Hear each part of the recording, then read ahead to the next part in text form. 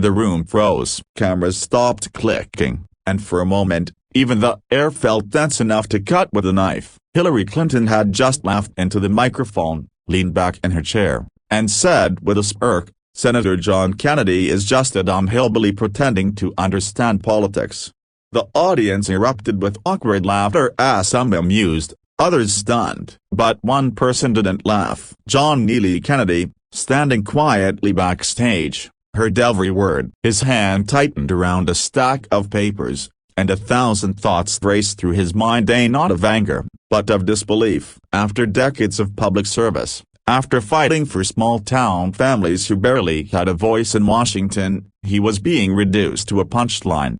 But Kennedy didn't walk out to defend himself. He didn't storm the stage or call a press conference. He simply looked down for a moment, sighed, and whispered to himself, "Let's see what a dumb hillbilly can really do."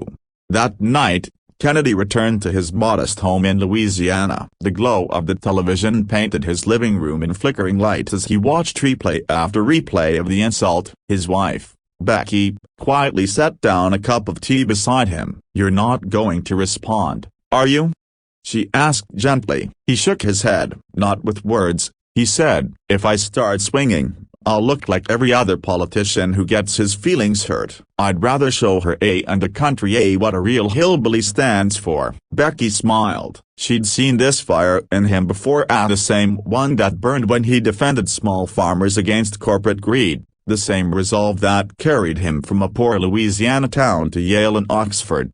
Kennedy wasn't angry, he was determined. The next morning, while pundits debated and Twitter exploded with hashtags mocking him, Kennedy drove out of Washington, not in a limousine, but in his old Ford pickup truck. He traveled across Louisiana, stopping at schools, veterans' homes, and small-town diners. Cameras tried to follow him, but he refused interviews. He wasn't chasing headlines, he was chasing hearts. At a small diner in Monroe, a waitress recognized him and said, "Senator, I saw what they said about you on TV. It wasn't right." Kennedy smiled. "Ma'am, I've been called worse by better. The only thing that matters is what I do next." He spent hours talking with working-class folks, farmers, truckers, teachers, people who never made the evening news but kept America alive. He listened more than he spoke, and when he did speak, his words came slow and steady, like the rhythm of the South itself. "You see," he said to one group of farmers, "they call us hillbillies because we don't wear $2,000 suits or talk like we swallowed a dictionary. But we grow the food, build the roads, fix the cars, and defend the flag. We may be simple, but we are not stupid." Someone recorded that moment. Within days, the clip went viral, tens of millions of views. The world wasn't laughing anymore. Meanwhile, in Washington, the insult that once humiliated him had sparked a national conversation. Headlines began to change tone. "Kennedy turns insult into movement. Hillbilly pride goes viral, from mockery to momentum." Reporters tried to bait him into responding directly to Hillary Clinton, but Kennedy always smiled and said the same thing, "Bless her heart, she's entitled to her opinion. But if she ever visits Louisiana, I'll show her what kindness and hard work look like."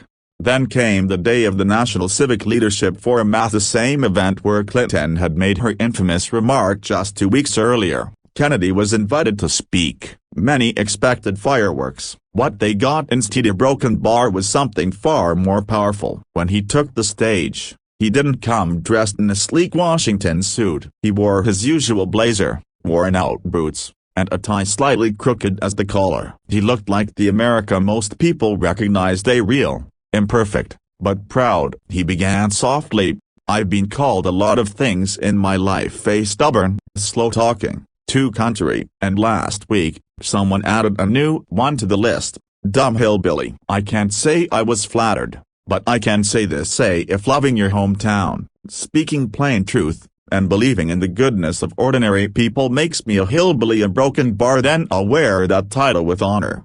A few chuckles broke the tension. Kennedy smiled. Then his tone grew serious. "You see, What divides us isn't education or geography. It's arrogance. It's the belief that some people's opinions matter more because they wear fancy shoes or speak polished words. But I've learned something: wisdom doesn't come from the top of the mountain. It comes from the fields, the churches, and the kitchens where real people live. By the time he finished, the entire hall was standing. Even those who once laughed at him were now clapping, not for his title, but for his truth. That night, Kennedy's speech dominated every major news network, but he didn't go on a victory tour. Instead, he went back to work visiting small towns, pushing rural education bills, and reminding everyone who listened that leadership wasn't about ego, it was about service. And when asked later what message he had for Hillary Clinton, he simply said, "I forgive her. Because if she hadn't said what she said, I might have forgotten who I'm really fighting for." In the end, the insult that was meant to tear him down became the spark that lifted him higher than ever before. John Kennedy turned humiliation into hope, not by shouting louder, but by standing taller. He proved that dignity isn't about where you come from, it's about how you carry yourself when the world tries to drag you down. And as millions watched his story unfold, one truth became clear: you can't shame a man who's proud of his roots. Because sometimes, the dumb hillbilly ends up being the smartest man in the room.